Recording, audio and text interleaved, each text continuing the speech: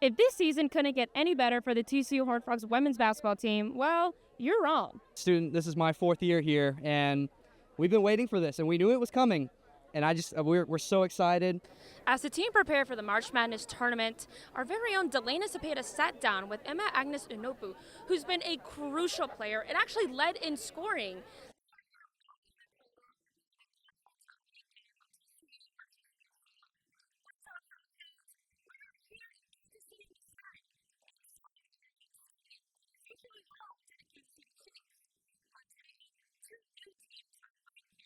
Thanks, Taylor. I'm here at Grace Fellowship Baptist Church, which is another polling location here in Tarrant County. The lines aren't too bad right now, but if they get long, don't worry. We've got live entertainment here with DJ Chia. Yeah, Why are you out here playing music at the polling sites? Well, we out here DJ at the polls. We're representing. We want to make voting fun for everybody to enjoy, do something. In this case, we got a long line. People get bored, want to leave. We got entertainment, the dance, sing, bring a community to get back together. And what is your message to the voters today? Just get out and vote, no matter your personal preference, who you like, who you with. Just get out and vote. Every voice need to be heard. This is your way to be heard for the next 4 years. DJs at the polls will be playing at polling sites all across Texas and the United States. For more information, please visit djsatthepolls.org. Welcome back to Unscripted, TCU's signature sports talk show where we talk about sports here on campus and around the world.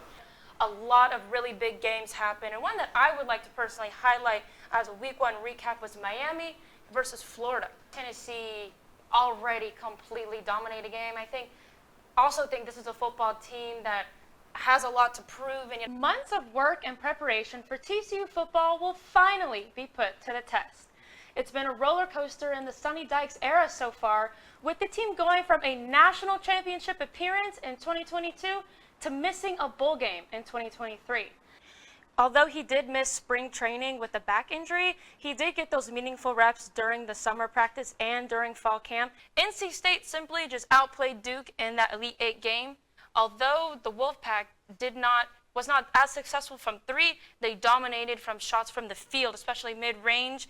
Happening on TCU News Now, the measles outbreak in West Texas turned deadly. What we learned about the first patient death. Plus, remembering a TCU icon, trustee Ron Parker died. We'll take a look at his legacy next. Also ahead, a new era. TCU's new athletic director is here to talk about his plans to take frog sports to the next level. And Jimmy John's on University has a new owner. Meet the student running the sandwich shop. And it's Oscar time. What you need to know ahead of this weekend's award show. The news starts right now.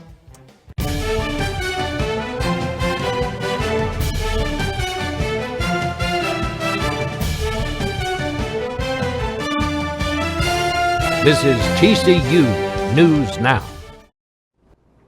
Hello and welcome to the TCU News Now. I'm Alexandria Salinas. And I'm Grace Lewis. We've got a full show for you today, including a live interview with TCU's new athletic director, Mike Buddy. He'll join us in studio shortly, but we do want to start with breaking news. Actress Michelle Trachtenberg died at the age of 39. Her mother found her body in her New York City apartment early this morning. Her cause of death hasn't been released. A source from NYPD told CNN that Trachtenberg had a recent medical issue. She was known for playing Georgina Sparks in Gossip Girl and Dawn Summers in Buffy the Vampire Slayer. And here at TCU, we learned that trustee Ron Parker died. He was 70 years old. Parker was a former TCU football standout and captain. Graduated in 1976 and more recently served as co-chair of the Lead of Campaign, which raised more than $1 billion in funding. You can read more about that on TCU Magazine, about the tremendous impact he made on the TCU community and his love for TCU.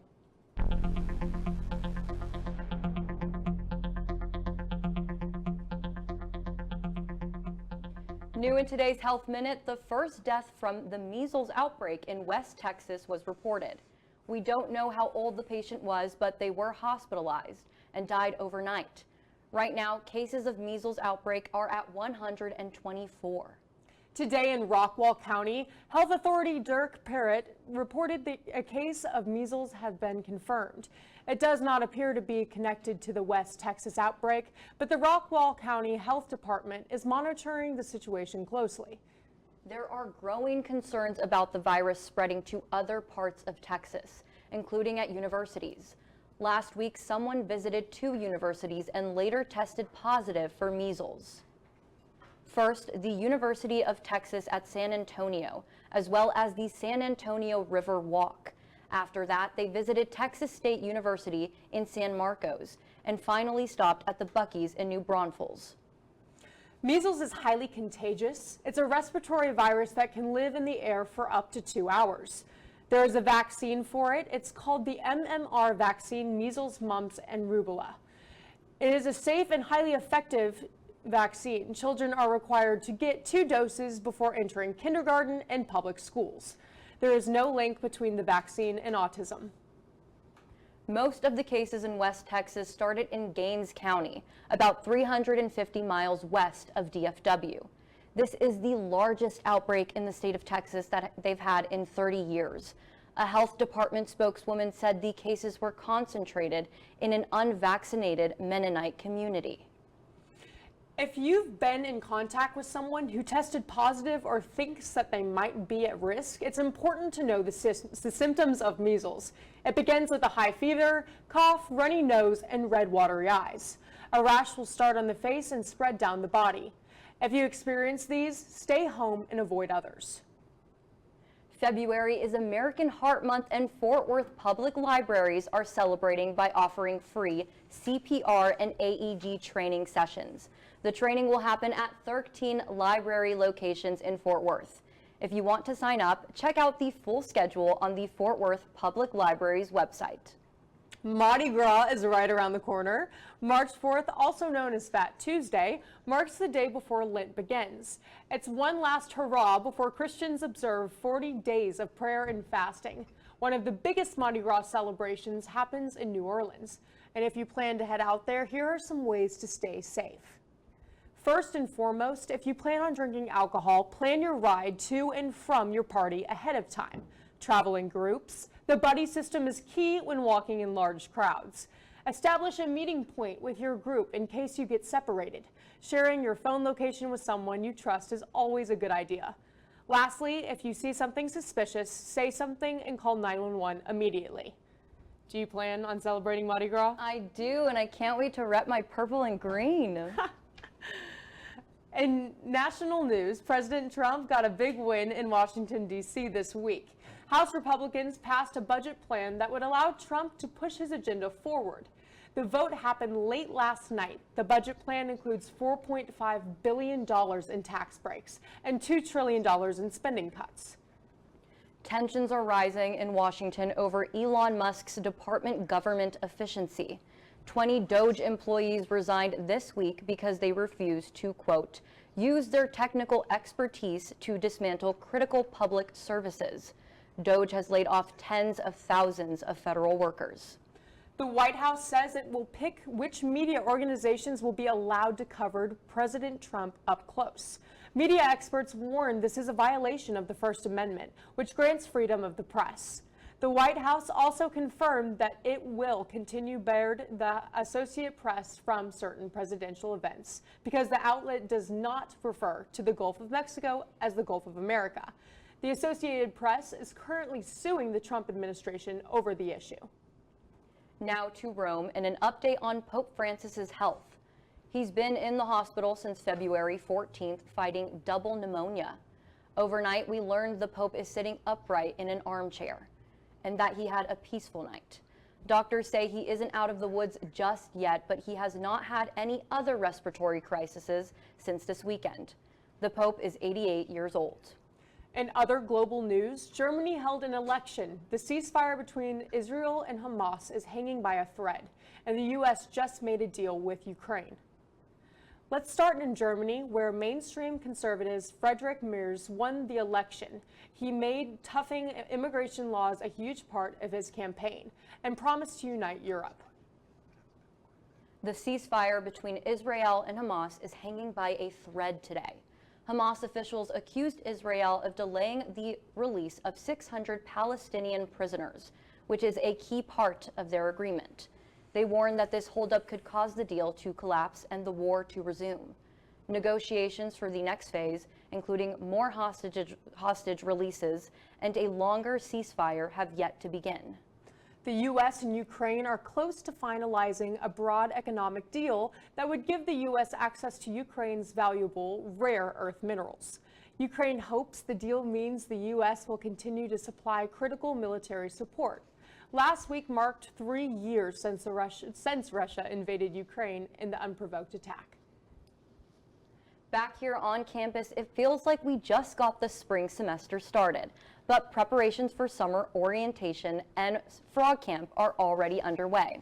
Ellie Griffin has more on what the organizations are doing to get ready.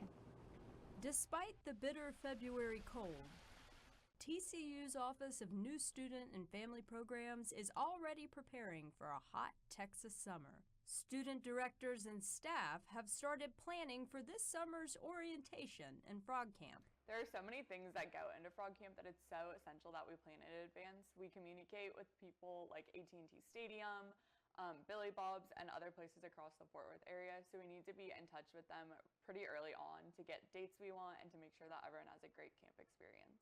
Orientation is required for incoming students and runs from May through the first week of July. While Frog Camp is optional, many students choose to participate. The first camp kicks off on June 4th. There's so many times where you can really just see the difference you're making on campus. I get recognized all the time by my orientees still, and it's 7 months since I've seen most of them. So that's a pretty cool thing. And so just seeing that impact you can make, it's a huge thing. Both orientation and Frog Camp are important programs for first-year and returning students alike. For first-year students, they are an opportunity to get to know the campus and community that they will soon call home.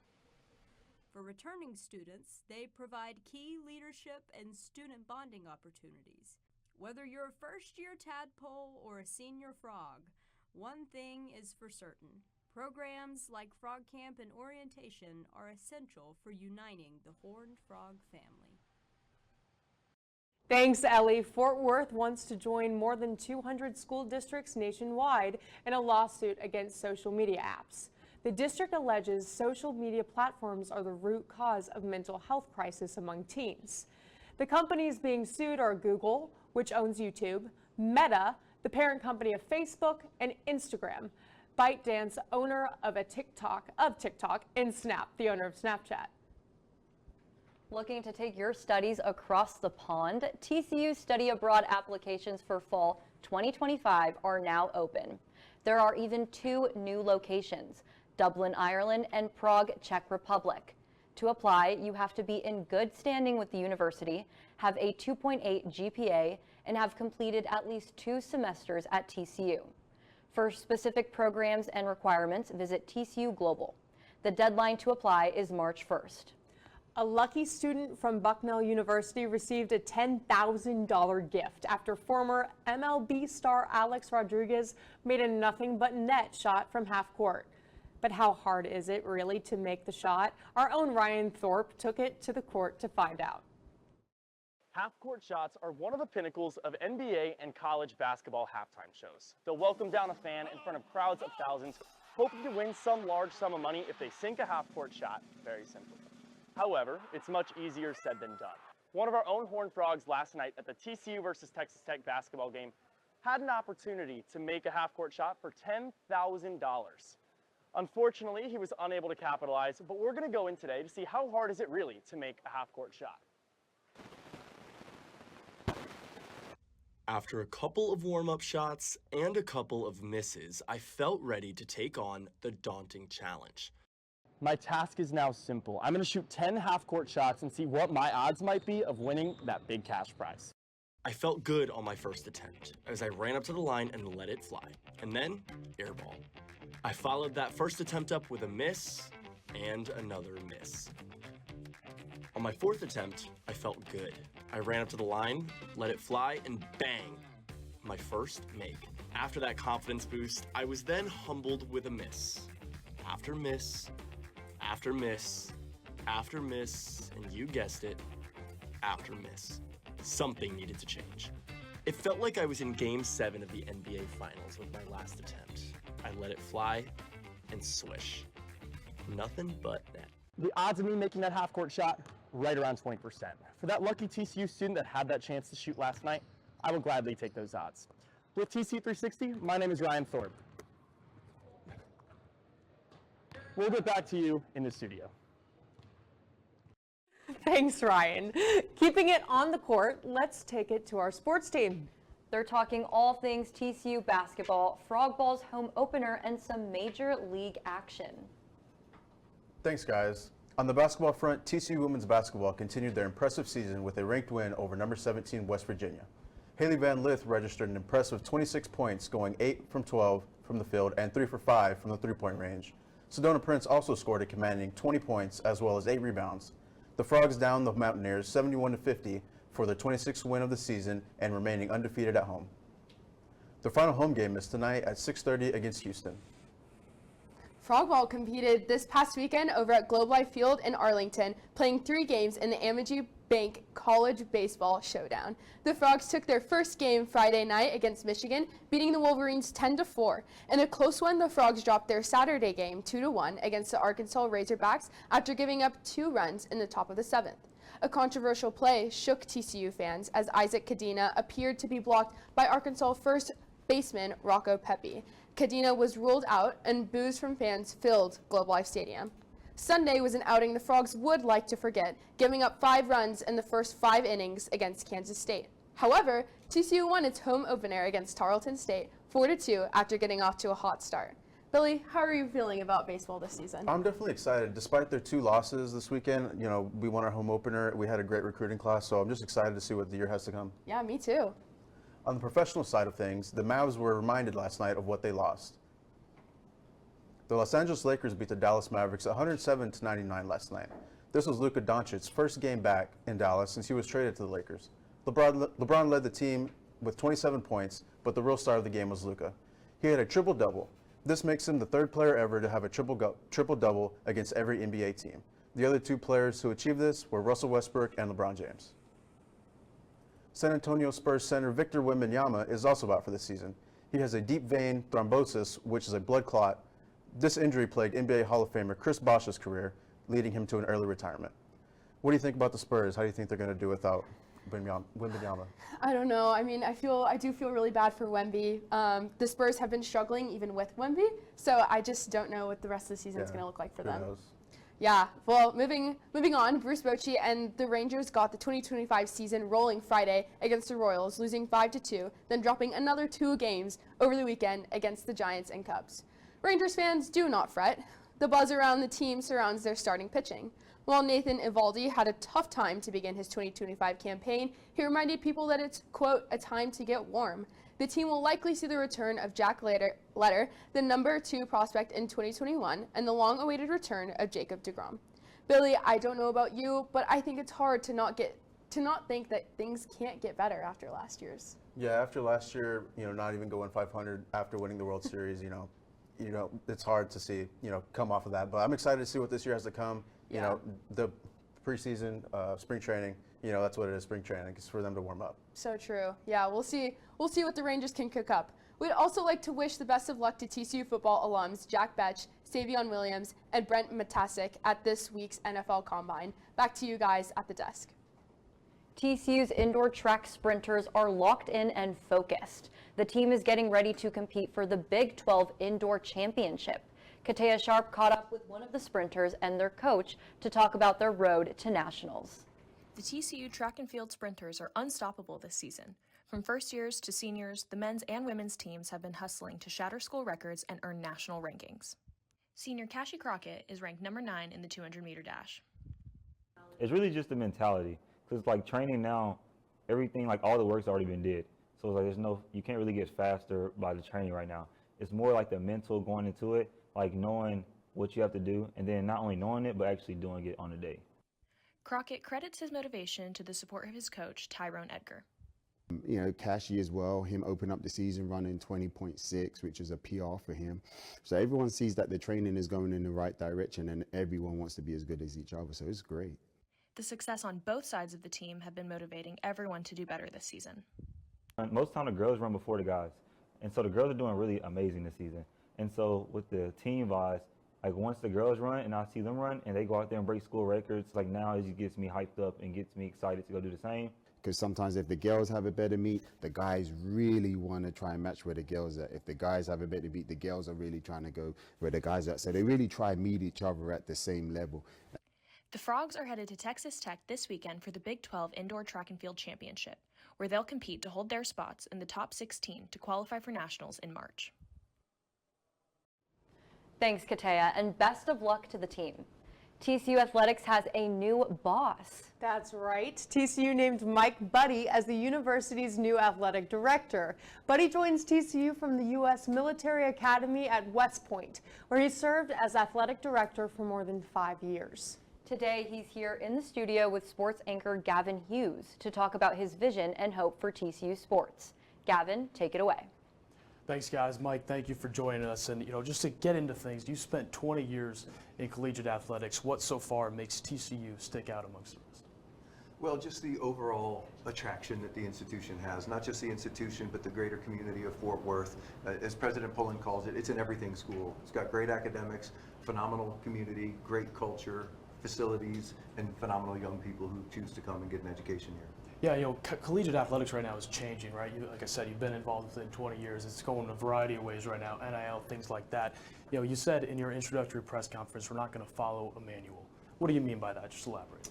Well, essentially, if you're following the manual is how things have always been done historically in college athletics, you're going to fall behind because the business model has been thrown on its head in a good way. I think the new model is smart, but there's no blueprint that you can follow. So I think my time at West Point, where there's really not a manual you can follow there either, has put me in a unique position to lead this department into the next level of success. I assume you've been to a few games, you've seen the TCU athletic community. What to you is your favorite part about this fan base? Whew.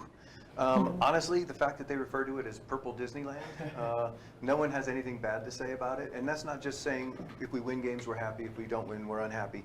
They understand that athletics plays a role in educating the full person, and they have an appreciation for that and a great perspective. And we want to win, let's be clear, but they understand that there's bigger things behind what we do and how we do it. Fantastic. For any athletes that are out there might stumble across this video, what is your sales pitch to come to Texas Christian University?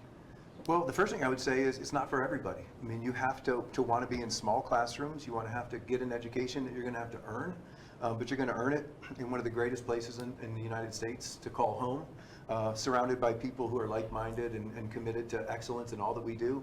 You better be committed to community engagement, integrity, and excellence.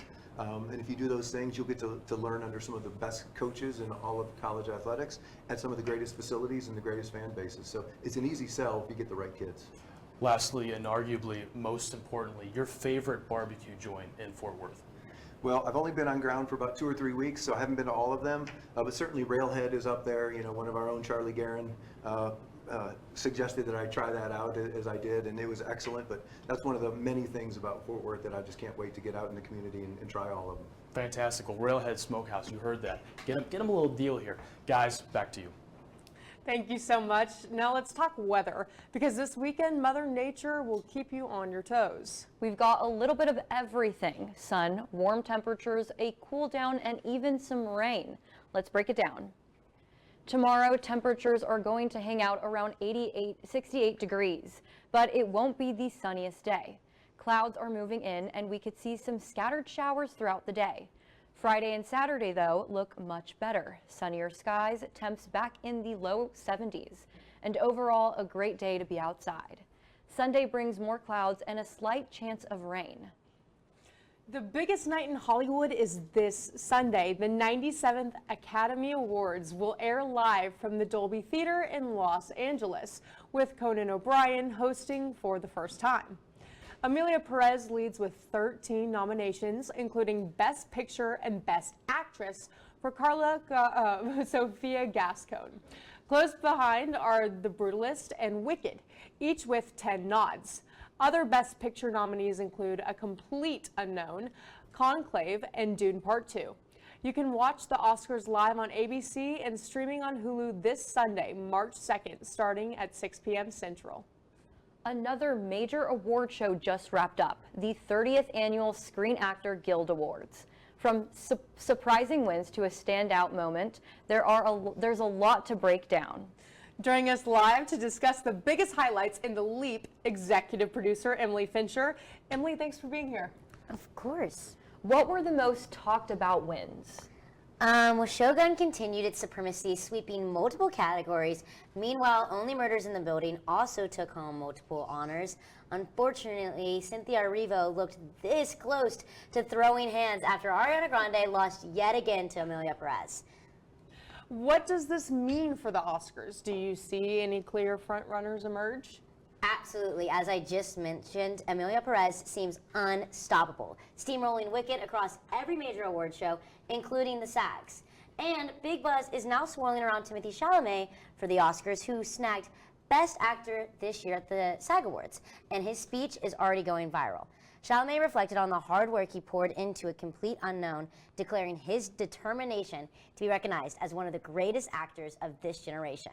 Of course, Gen Z already holds him in that regard, and his confident and unfiltered speech only reinforced it. And the SAG Awards are unique because they're voted on by actors. So how does this impact the results? I'd argue that the Screen Actors Guild Awards are the most important awards of the seasons because, after all, they're voted on by the very actors and actresses who make up the union. Who better to judge the craft than the craftsmen themselves? What were some of the most memorable moments from the show? Any speeches or surprises that stood out to you? Too many to count.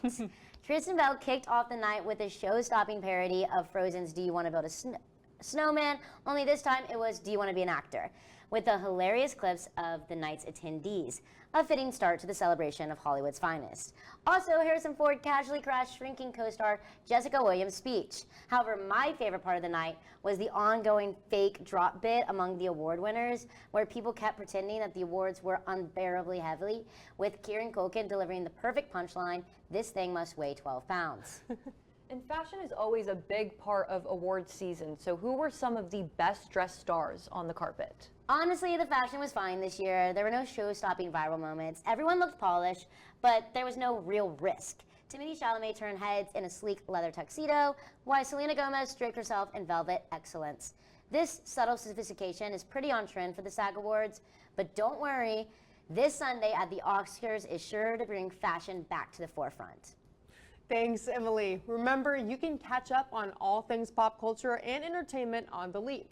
A new episode drops this Friday. Coming up, Starbucks is getting rid of more than a dozen drinks from its menu. Find out if your favorite order is in or out. Plus, a heads up about some road closures around campus, the areas you'll need to avoid next. There are those who see the world through a different lens, who take risks, who are willing to make a stand. Because trails, they aren't blazed by the timid, but by the bold. For 150 years, TCU has been creating the next generation of leaders. To think audaciously, care compassionately, lead heroically. And now, it's our turn, our time to lead on.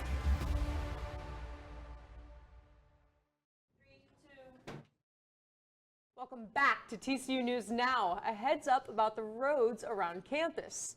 There will be some road closures that you have to navigate. Right now, Loden Street between Merida and Sandage is closed, and next week, Caney and part of Merida will be closed through June. Calling all frogs. Do you have what it takes to be Super Frog? Tryouts happen in May. But tomorrow, there will be a meeting to talk about tryouts, requirements to be Super Frog, and how to prepare. The meeting happens at 7 p.m. in the Schulmeiner Arena Athletic Conference Room. On Sunday, the 47th annual Cowtown Marathon took place. Over 26,000 runners participated, including many TCU students. Perrin Gilman was there as the race took off. Since 1979, the Cowtown has been Fort Worth's not-so-average marathon. For many runners, it's their first race. TCU student Sarah Milligan is one of them. My goal is just to finish and do the best I can. Runners started to make their way to their corrals. and move toward the start line an hour before the race begun. This marathon is catered to those from all different backgrounds, including a race for people in wheelchairs and hand cycles to kick off the morning. The sidelines were full of fans cheering on friends and loved ones. Over 26,000 runners participated in this year's Cowtown. Some runners even decided to wear costumes.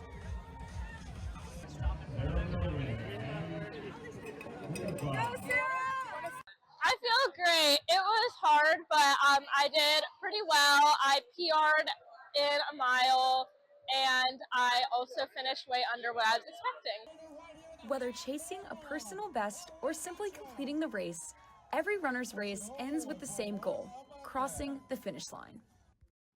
If you didn't catch the marathon this year, don't worry, there's always next year. Plenty of time to start training. Man, it's only Wednesday and this week has felt so long. I could totally use a Starbucks drink right now. Yeah, me too, but I hope they have my usual on the menu still. Wait, what do you mean? Did you not hear? Starbucks is getting rid of 13 drinks from their menu. The majority of the drinks removed were Frappuccinos, like the Caramel Ribbon Crunch, Cream Frapp, and the Double Chocolatey Chip Cream Frapp. I hope those weren't your favorite. Phew, I think my order made the cut. Fire Festival is back for round 2 in 2016. The first Fire Festival was a disaster with no concert and awful conditions. Now, after spending 6 years in jail, the founder is back with Fire Festival 2 in Mexico. It's from May 31st to June 2nd. General admission tickets cost $1,400. If you thought that price was crazy, the most expensive ticket you can buy is $1.1 million. And get this, there aren't any confirmed artists.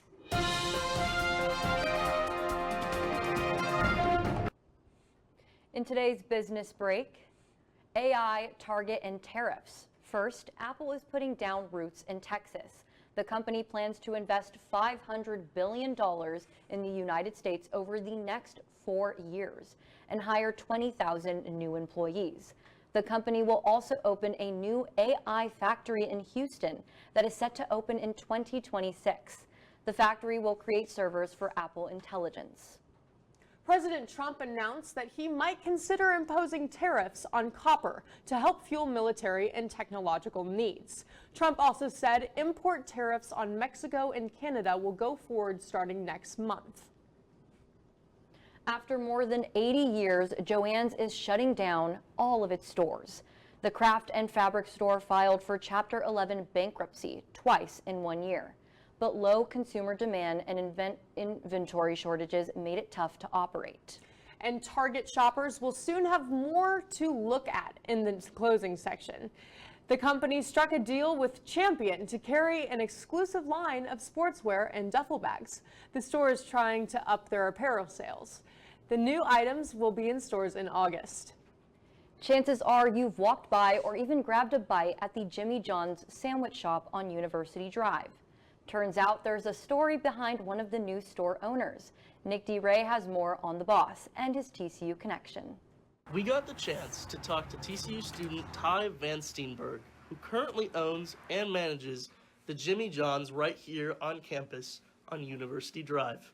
Well, I'm a Jimmy John's franchisee. That's my career now, but I am an entrepreneurship and innovation major at TCU. I grew up in kind of the franchise world, so my dad's a franchisee, my uncle was a franchisee, and for my whole life, it's really just kind of been what I've experienced growing up.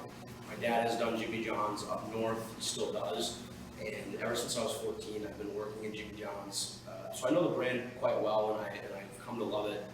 And so when I had this opportunity come up, I jumped on it and couldn't have been more excited. We got to ask him what struggles and hardships he has faced while running his own business. It's a lot harder than I thought. Yeah. Coming into it, I knew it was going to be a challenge, but every single day you come across struggles that you wouldn't have thought you would have had to before. Just things like hiring, working with people. I feel like taking on a lot of responsibility has helped me deal with stress and manage my time better. Managing time has always been something that I haven't been the best at. Advices. Well, I guess the obvious, work hard. Just you gotta work your ass off, no matter what you do.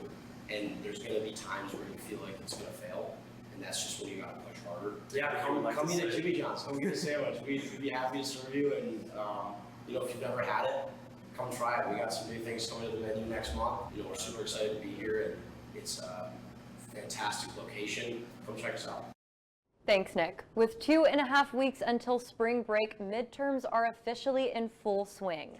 This means late nights in the library, stressed out students, and lots of coffee. Here's our own Ryan Thorpe with ampersand barista Michael Compton in our version of Coffee Talk. Starting off with caffeine in general, and thank you again, Michael, for joining us. It's obviously a stimulant that's become acceptable by society to use. So, being a barista, being surrounded by coffee, almost all day, every day, how do you suggest that people healthily incorporate caffeine into their lives? Well, I would definitely give yourself a window in the middle of the day to have caffeine. Starting off with the morning, I would definitely give yourself an hour to make sure that you're getting enough water and you're getting a substantial meal before you have caffeine.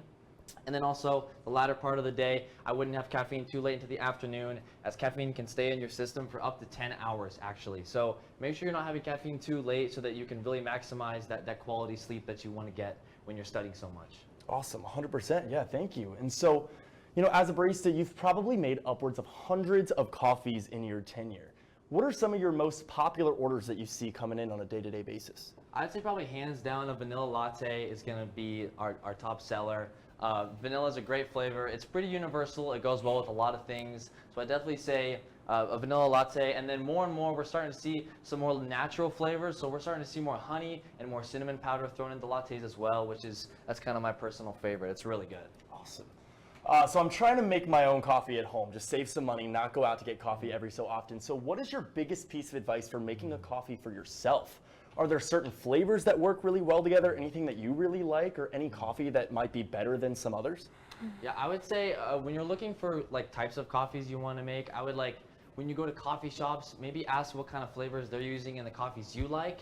And then a lot of the syrups that coffee shops use, you can totally find those at some of the regular stores that you go and shop at. And then when it comes to actually making the coffee, things like espresso machines can get really super pricey. So I would maybe start off small with something just like a pour over or like a little French press machine and start there. And then when you really want to invest some serious money, then you can look into maybe your own espresso machine. Awesome. Well, thank you so much, Michael. We're going to take it back to the desk. Thanks for watching TCU News Now. I'm Alexandria Salinas. And I'm Grace Lewis. We'll see you next week.